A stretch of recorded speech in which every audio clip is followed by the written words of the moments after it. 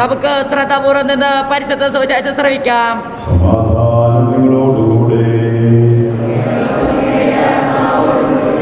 വിശുദ്ധ ലൂക്കാ അറിയിച്ച നമ്മുടെ കർത്താവേ ശംസിഹായുടെ പരിശുദ്ധ സുവിശേഷം.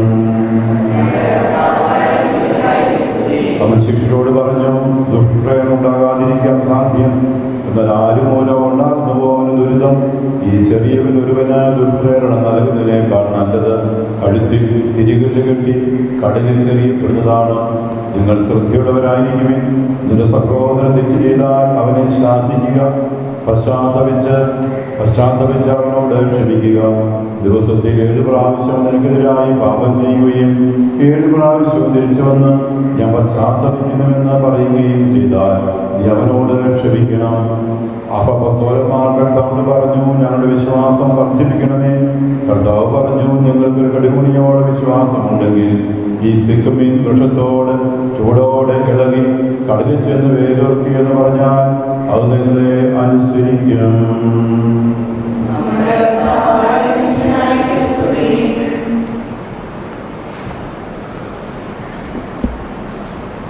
ഈശോയിൽ പ്രിയമുള്ളവരെ, ലൂക്കാ സുവിശേഷത്തിന്റെ 17-ാം അധ്യായത്തിലെ 1 മുതൽ 6 വരെയുള്ള തിരുവചനങ്ങളാണ് നമ്മളിപ്പോൾ ശ്രമിച്ചത്. അതിൽ 3, 4 തിരുവചനങ്ങൾ നമ്മളിപ്പോൾ ധ്യാന വിഷയമാക്കാൻ ആഗ്രഹിക്കുകയാണ്. 3, 4 തിരുവചനം ഇതാണ്: നിങ്ങൾ ശ്രദ്ധയുള്ളവരായിരിക്കണം. എന്ത് കാര്യത്തിൽ ശ്രദ്ധയുണ്ടാകണം? സൂചിപ്പിക്കുന്നത് സഹോദരൻ തെറ്റ് ചെയ്താൽ അവനെ ശാസിക്കുക എന്നുള്ളതാണ്. തുടർന്ന് നമ്മൾ വായിക്കുന്ന 4-ാം തിരുവചനം, നിന്റെ സഹോദരൻ തെറ്റ് ചെയ്യുകയും നീ അവനെ ശാസിക്കുകയും അപ്പോൾ അവൻ പശ്ചാത്തപിച്ച് മടങ്ങി വരികയും ചെയ്താൽ നീ അവനോട് ക്ഷമിക്കണം. അങ്ങനെ അവൻ 7 പ്രാവശ്യം തെറ്റ് ചെയ്യുകയും പശ്ചാത്തപിച്ച് മടങ്ങി വരികയും ചെയ്യുമ്പോഴൊക്കെ നീ 1, 2, 3 ഒന്നല്ല, ആ 7 പ്രാവശ്യവും 7 എന്ന് വെച്ചാൽ ഒരു പൂർണ്ണതയാണ്. 7 കൂദാശകൾ 7 ദിവസം നമുക്കറിയാം. അങ്ങനെ 7, 7, 49 കൂടുമ്പോൾ ജൂബിലി വർഷത്തിൻ്റെയൊക്കെ പ്രസക്തി നമുക്ക് നമുക്ക് അറിയാൻ കാര്യങ്ങൾ. ഒരു പൂർണ്ണതയാണ് നമ്മൾ സൂചിപ്പിക്കുന്നത്.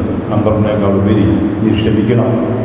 അങ്ങനെ ഒരു ക്ഷമയുടെ അനുഭവം മനസ്സിൽ സൂക്ഷിച്ചുകൊണ്ട് മറ്റുള്ളവരെ സ്നേഹത്തോടു കൂടി ശാസിക്കണം എന്നാണ് കർത്താവ് പറയുന്നത്. ആ ശാസനത്തിന് പലപ്പോഴും നമ്മൾക്ക് പ്രാധാന്യം കൊടുക്കുന്നില്ല. സാധാരണഗതിയിലൊക്കെ ഇങ്ങനെ പറഞ്ഞു കേട്ടിട്ടുണ്ട്, ചോറ് കൊടുക്കണം, തീർച്ചയായിട്ടും നമ്മൾ ഭക്ഷണം കൊടുക്കണം, ചോറ് കൊടുക്കണം, ചൊല്ലു കൊടുക്കണം, കൂട്ടത്തിൽ സ്നേഹത്തോടെ കല്ലു കൊടുക്കണം എന്നാണ് പറയുന്നത്. ഈ 3ഉം കൂടി ഒന്ന് സമ്മേളിപ്പിക്കണം. ചോറ് മാത്രം കൊടുത്ത് വളർത്തിയാൽ വളരും, ഒരു ഉപകാരം ഉണ്ടാകില്ല. മൃഗത്തെ പോലെ വളരുന്നു മാത്രമേ, ശരീരം വളരും, ഒരു രംഗത്തും ഉപകാരപ്രദമാകില്ല. കൂട്ടത്തിൽ ചൊല്ലു കൊടുക്കണം, നല്ല വേണ്ട നിർദ്ദേശങ്ങൾ ഉപദേശങ്ങളെല്ലാം കൊടുക്കണം. ഇടയ്ക്ക് ഓരോ കല്ലും എന്ന് വെച്ചാൽ നശിപ്പിക്കാനല്ല, വളർത്താൻ വേണ്ടിയിട്ടാണ്. അത് ചെയ്യണം. ഇത്തരം കർത്താവിൻ്റെ ജീവിതത്തിൽ നമ്മൾ കാണുന്ന കാര്യങ്ങളാണ് എൻ്റെ ശ്രദ്ധ ആകർഷിച്ചത്. മർക്കോസിൻ്റെ സുവിശേഷം 8-ാം അധ്യായത്തിൻ്റെ 27 മുതൽ വായിക്കുമ്പോൾ ഈശോ ശിഷ്യന്മാരോട് ചോദിക്കുന്നുണ്ട്, ഞാൻ ആരാണെന്നാണ് ജനങ്ങൾ പറയുന്നത്? അവർ പറഞ്ഞു, നീ പ്രവാചകനാണെന്നൊക്കെ. നിങ്ങൾ എന്ത് പറയുന്നു, ഞാൻ ആരാണെന്നാണ്? അപ്പോൾ പത്രോസ്ലീഹ ജീവിക്കുന്ന ദൈവത്തിന് പുത്രനായ മിശിഹായാണ്. കേട്ടോ, പുകഴ്ത്തുന്നുണ്ട് ഉടനെ. നിനക്കിത് വെളിപ്പെടുത്തി തന്നത് രക്തമോ മാംസമോ അല്ല, പിതാവായ ദൈവമാണ് വെളിപ്പെടുത്തി തന്നത്. അപ്പം അങ്ങനെ പത്രോസിനെ കർത്താവ് പുകഴ്ത്തുന്നു. അതേ തുടർന്ന് ഈശോ പറയുന്നത്, ഞാൻ മരിക്കണം, അതിനു മുമ്പ് എന്നെ അവർ പിടിക്കും, പീഡിപ്പിക്കും, എന്നെ കുരിശിൽ തറയ്ക്കും, ഞാൻ മരിക്കും, 3-ാം ദിവസം ഉയർത്തെഴുന്നേൽക്കും. ഈ വേദനയെക്കുറിച്ചൊക്കെ പറഞ്ഞപ്പോൾ പത്രോസ് എടുത്തിയാടി പറയുന്നുണ്ട്, നിനക്കിത് സംഭവിക്കാതിരിക്കട്ടെ. കർത്താവ് കൂളായിട്ട് കണ്ണടച്ച് കടന്നു പോവുകയല്ല ചെയ്തത്. കാരണം വലിയൊരു രക്ഷാക രഹസ്യത്തിൻ്റെ വലിയൊരു യാത്രയുടെ ഇടയിൽ അതിന് മുടക്കം വരുത്തുന്ന ഒരു ഇടപെടലാണ് പത്രോസ് നടത്തുന്നത്. നിനക്കിത് സംഭവിക്കാതിരിക്കട്ടെ. അത് സംഭവിക്കുന്നില്ലെങ്കിൽ മനുഷ്യർ രക്ഷപ്പെടുകയാണ്. ദൈവിക പദ്ധതി എല്ലാം പൊളിഞ്ഞു പോകും. കാരണം ആദ്യത്തെ ആദോകവായും കൂടി പൊളിച്ചതാണ്. ഇത് 2ാമത്തെ ആദോകവായുമാണ്, ഈശോയും മാതാവും. അപ്പം അവർ വഴി ഇത് ഒന്ന് ക്രമീകരിക്കാനാണ് ദൈവം ആഗ്രഹിക്കുന്നത്. അതും കൂടെ പൊളിക്കാനാണ് ഇവിടെ പത്രോസിലൂടെ സ്വരം വരുന്നത്, സംസാരം വരുന്നത്. അപ്പോൾ ഈശോയുടെ കാര്യം തുറന്നു പറഞ്ഞു. എന്നാ പറഞ്ഞേ? പണ്ടത്തെ പാർട്ടി സാത്താൻ, അവനാണ് ആദ്യം പൊളിച്ചത് പർദീസായി. അവൻ വീണ്ടും വന്നിരിക്കുന്നു. നമ്മൾ നേരെ നോക്കി കർത്താവ് പറഞ്ഞു, സാത്താനെ നീ ദൂരെ പോകണം, നിന്റെ ചിന്ത ദൈവികമല്ല, നിന്റെ ചിന്ത മാനുഷികമാണ്. എന്നുള്ള കാര്യം വളരെ മുഖത്ത് നോക്കി പറയുകയാണ്. സാത്താനെ, നീ ദൂരെ പോകണം. നീ ദൂരെ പോയില്ലെങ്കിൽ ഇത് മുന്നോട്ട് പോകില്ല, എല്ലാം താറുമാറാകും, ഒന്നും രക്ഷപ്പെടില്ല, എല്ലാവരും നശിച്ചു പോകും. അവിടെയാണ് ഈ പ്രഖ്യാപനം ശരിയല്ല. ഈ പ്രഖ്യാപനത്തേക്കൊണ്ട് നീ ഇവിടെ നിന്ന തടസ്സമാണത്. അവിടെ ഈ തടസ്സത്തിന് നീ കാരണമാകരുത്. അതുകൊണ്ട് സാത്താനെ നീ ദൂരെ, പത്രോസിനെ അല്ല വഴക്ക് പറഞ്ഞു, സാത്താനോടെ പറയുന്നത്. സാത്താനെ എന്ന് വിളിച്ചത് പത്രോസിനെ പിന്നെ സ്നേഹിക്കാൻ കാണുന്നു. അത് കഴിഞ്ഞ് ഉടൻ തന്നെ കർത്താവ് ഇതും പറഞ്ഞിട്ട് കർത്താവ് പത്രോസിനെ ഉപേക്ഷിച്ചിട്ട് പോവുകയല്ല ചെയ്തു. ശാസിച്ചിട്ട് കർത്താവ് വളരെ സ്നേഹിക്കുകയാണ് ചെയ്യുന്നത്. പണ്ടും കാർന്നവന്മാർ അങ്ങനെയൊക്കെ അല്ലേ, മക്കളെ അടിക്കും, അടിയെല്ലാം കഴിഞ്ഞിട്ട് പിന്നെ വിളിച്ചിട്ട് പിന്നെ അടിച്ചെടുത്ത് കാർന്നവന്മാർ തിരുമ്മി കൊടുക്കും. പക്ഷെ കൂടുതൽ ശക്തിക്ക് അടിച്ചതെങ്കിൽ എണ്ണയെ കൂട്ടി തിരുമായിരുന്നു. അങ്ങനെ തിരുമ്മി പെറുക്കി സ്നേഹിച്ച് മോനെ കുട്ടാന്നൊക്കെ വിളിച്ച് ഈ മുറിവുണക്കുമായിരുന്നു. മുറിവുണക്കുന്നുണ്ട്, മുറിക്കണം, മുറിച്ചിട്ട് ഉണക്കണം. കർത്താവ് ഉടൻ തന്നെ മർക്കോസ് സുവിശേഷം 9 അധ്യായം വായിച്ചാൽ മതി, ഇത് 8 കാണുന്നു. 8 കണ്ടിട്ട് 9 വരുമ്പോൾ ഈശോ പത്രോസിനെയും യാക്കോബിനെയും യോഹന്നാനെയും മാത്രം കണ്ടില്ലേ, ഇവരെ 3 പേരെ മാത്രം കൂട്ടിക്കൊണ്ട് ഒരു ഉയർന്ന മലയിലേക്ക് പോയി. അപ്പോൾ തന്നെ പത്രോസിന് കാര്യം മനസ്സിലായി, ഇതെല്ലാം മറന്നു പാവം, ഇങ്ങനെ കൂട്ടിക്കൊണ്ടു യാത്രയ്ക്ക് പോവാം, ഒരു പിക്നിക്ക് പോലെ കണക്കാക്കിക്കും. പിന്നെ കൊണ്ടുപോകണം, വഴക്കൊക്കെ പറഞ്ഞു കഴിഞ്ഞാൽ പിന്നെ സ്നേഹിച്ചു കൂടണം, ആ മുറി ഉണക്കണം. എന്നാൽ ശാസിക്കാതിരിക്കാൻ പറ്റത്തുമില്ല, ശാസിക്കുകയും ചെയ്യണം. അങ്ങനെ ശാസിച്ചിട്ട് കർത്താവ് ഉടൻ തന്നെ ഒരു ഉയർന്ന മലയിലേക്ക് കൂട്ടിക്കൊണ്ടുപോയി അവിടെ വലിയ സംഭവങ്ങൾ ഇവരെ കാണിക്കുകയാണ്. ഇതൊന്നും മറക്കാൻ വേണ്ടിയിട്ടാണ് ആ സംഭവം. നമുക്കറിയാം, വസ്ത്രം അലക്കുകാരനെ വെളുപ്പിക്കുന്നതിനേക്കാൾ മനോഹരമായി ശോഭിക്കുന്നു, മുഖം സൂര്യനെ പോലെ വിളങ്ങുന്നു. അങ്ങനെ ഭയങ്കര സംഭവം ഉണ്ടാകുമ്പോൾ പത്രോസ് എന്നാ പറഞ്ഞു, ഇവിടെ ഇരിക്കുന്ന നല്ലതാ കർത്താവേ. പത്രോസ് പാടിയതെല്ലാം മറന്നുപോയി. ഇവിടെ ഇരിക്കുന്ന നമുക്ക് നല്ലതാണ്, നമുക്ക് 3 കൂടാരൊക്കെ ഉണ്ടാക്കാം, ഒന്ന് അംഗീകരിക്കണ്ടോ? നമ്മളെങ്ങനെ വഴക്ക് പറഞ്ഞെങ്കിൽ തിരിച്ചടിയൊന്നുമില്ല. ഈ സ്നേഹിച്ചു കൂടുതലുണ്ട്. അതിനകത്തൊരു കർത്താവിനോടത്തോളം മനഃശാസ്ത്രത്തിൻ്റെ പശ്ചാത്തലത്തെ കൈകാര്യം ചെയ്ത് വേറെ ആളുമില്ല ഈ ഭൂലോകത്തെ, ഈ ഭൂമി ഇല്ല. ഇത്ര തന്മയത്തോടെ കർത്താവ് ഇടപെടുന്നേ. പത്രോസ് എല്ലാം മറന്നിട്ട് പറഞ്ഞു, ഒന്ന് അങ്ങേക്ക്, ഒന്ന് മോശയ്ക്ക്, ഒന്ന് ഏലിയായിക്ക്, ഞങ്ങൾക്കൊന്നും വേണ്ട. ഇങ്ങനെ പിടിച്ചെടുക്കുന്നേ കർത്താവ് ശാസിക്കുന്നുണ്ട്, ശാസിച്ചൊരു കർത്താവ് പിടിച്ചെടുക്കുന്നുമുണ്ട്. ഇവിടെയാണ് ചില കാര്യങ്ങളൊക്കെ നമ്മൾ മക്കളോടും ബന്ധപ്പെട്ടവരോടും അതുപോലെയുള്ളവരോടൊക്കെ സ്നേഹത്തോടെ, എന്നാൽ അതിൻ്റെ ഗൗരവം കുറയ്ക്കാതെ, മായം ചേർക്കാതെ, വെള്ളം ചേർക്കാതെ, അതിൻ്റെ ഗൗരവത്തോടുകൂടി ചില കാര്യങ്ങൾ സൂചിപ്പിക്കുന്നില്ലെങ്കിൽ പിന്നീട് അപകടമുണ്ടാകും. തോരാത്ത മെഴുനീരും കരകയറാനാവാത്ത പതനവുമാകും. അതുകൊണ്ട് കുടുംബജീവിതത്തെക്കുറിച്ച് ഇങ്ങനെ പറയാറുണ്ട്. കുടുംബജീവിതത്തെക്കുറിച്ച് ഭാര്യ ഭർത്താക്കന്മാർ ഉത്തരവാദിത്തം കയറെടുക്കണം. അപ്പനും അമ്മയും മക്കളുടെ മുമ്പിൽ ഉത്തരവാദിത്തം കയറെടുക്കണം. വെറുതെ തീറ്റ കൊടുത്ത് വളർത്തിയാൽ പോരാ. ഭാര്യ ഭർത്താക്കന്മാരെ കുറിച്ച് പറയുന്നത് കാവൽ മാലാകമാരെ പോലെ ആയിരിക്കണം. ഭാര്യ ഭർത്താക്കന്മാർ കാവൽ മാലാകമാർ. ഒന്നാമത്തെ കാര്യം ഒരുമിച്ചിരിക്കണം. അതിന് പറയുന്നത് പക്ഷിക്ക് 2 ചിറക് പോലെ എന്നാണ്. പക്ഷിക്ക് 2 ചിറക് പോലെ ആയിരിക്കണം ഭാര്യ ഭർത്താക്കന്മാർ. ഒരു ചിറക് കൊണ്ട് പക്ഷിക്ക് പറന്നു വീരാൻ പറ്റുകയില്ല. പക്ഷിയുടെ കഥ തീരും, കാര്യം തീരും. 2 ചിറക് വേണം പക്ഷിക്ക് രക്ഷപ്പെടണമെങ്കിൽ. രക്ഷപ്പെടാൻ 2 ചിറക്, അത് ഹൃദയത്തോട് ചേർന്ന് 2 ചിറകുണ്ട്. ഇതാ ഭാര്യ ഭർത്താക്കന്മാർ. അപ്പം നിങ്ങളെ ഭാര്യ ഭർത്താക്കന്മാരെ ഹൃദയത്തിൽ ചേർത്ത് 2 ചിറകായിട്ട് നിർത്തി. എന്നാൽ ഒരു പക്ഷിക്ക് 2 ചിറക് അങ്ങനെ നിൽക്കണം. അങ്ങനെ നിർത്തുകയും ചെയ്യണം. കാരണം കാലയിൽ നിന്നല്ല ഭാര്യയെ സൃഷ്ടിച്ചത്, തലയിൽ നിന്നല്ല ഭാര്യയെ സൃഷ്ടിച്ചത്, ഭാര്യയിൽ നിന്നാണ്. ഭാര്യൻ്റെ ഏതാണ്ട് കാട്ടിൻ്റെ ഭാഗത്താണെന്നല്ല വിചാരം. അപ്പോൾ ഹൃദയത്തിൻ്റെ ഭാഗം, അങ്ങനെ ഹൃദയത്തിൻ്റെ ഭാഗത്ത് ഒരുമിച്ച് നിർത്തി കഴിയുമ്പോൾ പിന്നെ ദൗത്യമുണ്ട്. ഇങ്ങനെ ഒരുമിച്ചങ്ങ് നിൽക്കാനല്ല. അതാണ് കാവൽ മാലാഖമാർ. കാവൽ മാലാഖയുടെ പണി എന്താ? കാവൽ മാലാഖ നന്മ കണ്ട പ്രോത്സാഹിപ്പിക്കും. തിന്മ കണ്ടാൽ കാവൽ മാലാഖ അരുത് അരുത് അരുതെന്ന് പറയണം. ഈ ദൗത്യമുണ്ട് ഇതിന്. അല്ല ചുമ്മാ വെറുതെ മിണ്ടാതിരുന്ന് കഞ്ഞിയും കാപ്പിയും കുടിച്ച് വെറുതെ അങ്ങനെ ജീവിച്ചു പോകാനല്ല, ജീവൻ തീർക്കാനല്ല. കാവൽ പറയേണ്ട നേരം നോക്കണം. കണ്ട കർത്താവ് പറയുന്ന ശൈലി, സ്നേഹത്തിൻ്റെ ശൈലി എല്ലാം വെച്ചുകൊണ്ട് ശാസനം എന്ന് പറയുന്നത് അങ്ങോട്ട് വഴക്കുണ്ടാക്കാമെന്നല്ല, എടുത്തിട്ട് അടിക്കുക, ഇടിക്കുക, തൊടിക്കുക എന്നുള്ളതൊന്നുമല്ല. അത് ഈ BCCയിൽ, ഞാൻ BCC റിവാർഡ് ഡയറക്ടറായിരുന്നു 90 കാലഘട്ടത്തിൽ. അപ്പോൾ BCCയുടെ അന്നത്തെ മീറ്റിങ്ങിനെ നടത്തുമ്പോൾ ബേസിക് ക്രിസ്ത്യൻ കമ്മ്യൂണിറ്റി, അടിസ്ഥാനപരമായ ക്രിസ്തീയ കൂട്ടായ്മകൾക്ക് വലിയ ഗുണമുണ്ട്. ചർച്ചയുണ്ടാവും. ഞങ്ങളങ്ങനെ മീറ്റിംഗ് എല്ലാം കഴിഞ്ഞ് അത്താഴം എല്ലാം കഴിയുമ്പോൾ ഇരുന്നിങ്ങനെ വിലയിരുത്തുമ്പോൾ ആദ്യം നന്മ പറയണം. ആദ്യം കയറി തിന്മയല്ല പറയുന്നത്, കുറവല്ല പറയുന്നത്.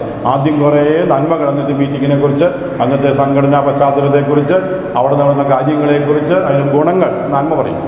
എന്നിട്ട് പറയും ആരും കുറ്റം പറയുന്നില്ല, പക്ഷെ മെച്ചപ്പെടുത്താനുള്ള കാര്യങ്ങൾ പറയാൻ പറയും. അപ്പോൾ പറയും ഇന്ന ടോക്ക് ചിലരോടെ മെച്ചപ്പെടുത്താമായിരുന്നു, ശ്രദ്ധിച്ചിരുന്നെങ്കിൽ. കുറ്റം പറച്ചിലൊന്നുമില്ല, പക്ഷെ പറയുമ്പോൾ കേൾക്കുന്നയാൾക്ക് മനസ്സിലാകും. അതുപോലെ ആ സമയം, അതിൻ്റെ ക്രമീകരണം കുറച്ചുകൂടി മെച്ചപ്പെടുത്താമായിരുന്നു. പിന്നെ ഭക്ഷണം ഇച്ചിരിയോടെ ഉപ്പ് കുറച്ചിരുന്നെങ്കിൽ കുറേ കൂടെ മെച്ചപ്പെടുത്താമായിരുന്നു. മോശമൊന്നുമല്ല, മെച്ചപ്പെടുത്താമായിരുന്നു. അത് കേൾക്കുമ്പോൾ അവിടെ തോന്നുന്നു മെച്ചപ്പെടുത്തിയേക്കാമെന്നല്ല.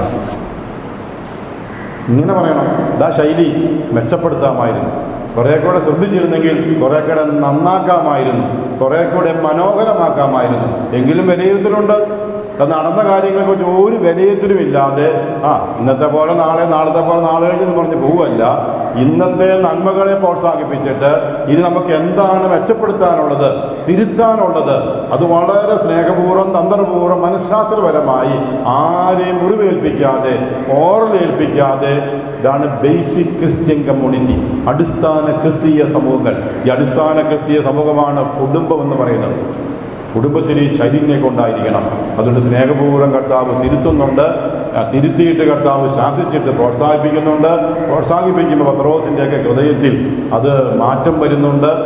പരിശുദ്ധ അമ്മേനെ എടുത്തു നോക്കുക. ഇതാണ് അമ്മ എന്ന് പറഞ്ഞാൽ. കർത്താവിനെ കാണുന്നില്ല, ഒരു ദിവസം വഴി പിന്നിട്ടു, എന്നാൽ പോട്ടെ എന്ന് വിചാരിക്കുമല്ല. തിരിച്ച് 3 ദിവസം യാത്ര ചെയ്തു, വളരെ വ്യഗ്രതയോടെ. ഈ വ്യഗ്രത ഇല്ല എന്ന് പലർക്കും. നഷ്ടപ്പെട്ടെ. ഇനി സമൂഹത്തിൽ എന്ത് സംഭവിച്ചാലും കുഴപ്പമില്ല, ഒരെണ്ണം പോയാൽ പോട്ടെ. ഇന്നത്തെ ഏറ്റവും വലിയ ബുദ്ധിമുട്ടായിട്ട് പറയുന്നത് പോസിറ്റീവ് വ്യഗ്രത ഇല്ലെന്നുള്ളതാണ്. എനിക്ക് ജോലി ഉണ്ടായിരുന്നു, ശമ്പളം ഉണ്ടായിരുന്നു, ഞാൻ റിട്ടയർ ചെയ്തു, എനിക്ക് ബാങ്ക് അക്കൗണ്ട് ഉണ്ട്, അല്ലെങ്കിൽ ജോലിയുണ്ട്, എൻ്റെ വീട്ടിൽ കുഴപ്പമൊന്നുമില്ല, ഒരു കുഴപ്പവുമില്ല. പണ്ടേ സെമിനാരി പഠിക്കുമ്പോൾ ഒരു രാമൻ എന്ന് പറഞ്ഞ സഹോദരൻ അവിടെ ജോലിക്ക് വരുവാൻ ഒരു ദിവസം വണ്ടി മറിഞ്ഞു. അദ്ദേഹം പിറ്റേ യാത്ര ചെയ്തപ്പോൾ ഒരു വാഹനം മറിഞ്ഞു. പിറ്റേ ദിവസം അദ്ദേഹം ജോലിക്ക് വന്നു. ഞങ്ങളുടെ പ്രൊക്കേറ്ററിൽ ചോദിച്ചു, വലിയ കുഴപ്പം വല്ലതും ഉണ്ടായോ? വണ്ടി പറഞ്ഞല്ലോ. കുഴപ്പമൊന്നുമില്ല, കാലിൻ്റെ കോയ പോയെന്ന് പറഞ്ഞു. കുഴപ്പമൊന്നുമില്ല, കാലിൻ്റെ കോയ പോയെന്ന്. ഏതാണ്ട് കുഴപ്പമൊന്നുമില്ല, പക്ഷെ കോയ പോയതുപോലെയാണ്. ഞങ്ങളുടെ വീട്ടിൽ കുഴപ്പമൊന്നുമില്ല, ഞങ്ങൾക്ക് വിഷയങ്ങളൊന്നുമില്ല. ചുറ്റുപാട് നടക്കുന്ന കാര്യങ്ങൾ നമ്മളെ വേദനിപ്പിക്കണം, അതിനോടൊരു പോസിറ്റീവ് വ്യഗ്രതയുണ്ടാകണം. ഈ വ്യഗ്രത യേശുപിതാവും മാതാവും പ്രകടിപ്പിച്ചു. തിരിച്ച് 3 ദിവസം യാത്ര ചെയ്യുകയാണ്.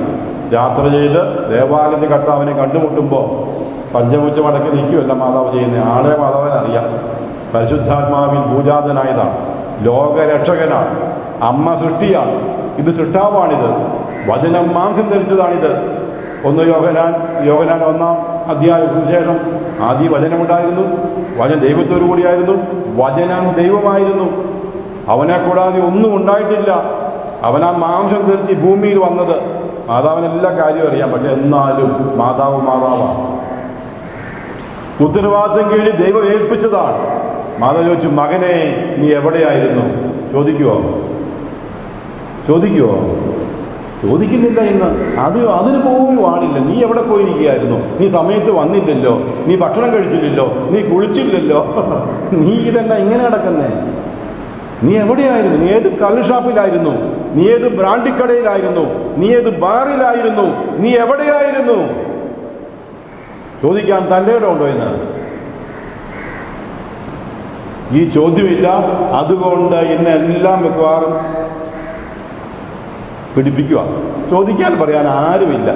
ഉള്ളവർക്ക് പേടിയാണ്. കാരണം 1-2 ഉള്ളൂ. നമ്മൾ എടുത്തിയായിട്ട് ചോദിക്കരുത്. എപ്പോൾ തൂങ്ങിച്ചാകും, എപ്പോൾ തിരിച്ചടിക്കും, എപ്പോൾ വെടികൊട്ടും. കർത്താവിൻ്റെ മനഃശാസ്ത്രപരമായിട്ടുള്ള രീതിയിൽ ചോദിക്കണം. വളരെ പെട്ടെന്ന് മുടക്കുകയും ചെയ്യണം. വളരെ പെട്ടെന്ന് മലയിലേക്ക് കൊണ്ടുപോകണം. ഒരു പിക്നിക്കിനോ ഔട്ടിങ്ങിനോ എന്തെങ്കിലും പരിപാടിക്ക് കൊണ്ടുപോകണം. അല്ലെങ്കിൽ പിന്നെ കുറച്ച് കഴിയുമ്പോൾ എവിടെയെങ്കിലും കാണുമെന്ന് തൂങ്ങിക്കിടക്കുന്നു. എന്നാലും മാതാവ് ചോദിച്ചില്ലേ, മോനെ നീ എവിടെയായിരുന്നു? ഈ ചോദ്യം ആണ് ശാസിക്കുക. ശാസനയേത്?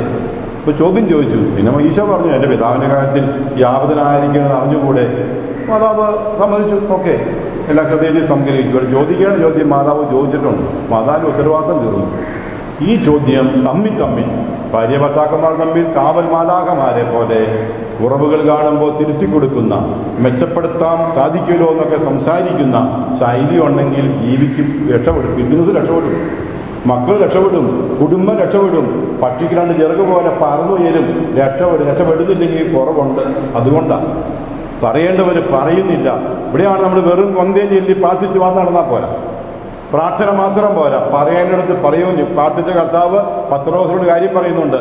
പ്രാർത്ഥിക്കുന്ന മാതാവ് യേശുവിനോട് ചോദിക്കുന്നുണ്ട്, നീ എവിടെയായിരുന്നു? ചില കാര്യങ്ങളിലൊക്കെ ആങ്ങളെ പെങ്ങന്മാർക്കും ചെയ്യാം.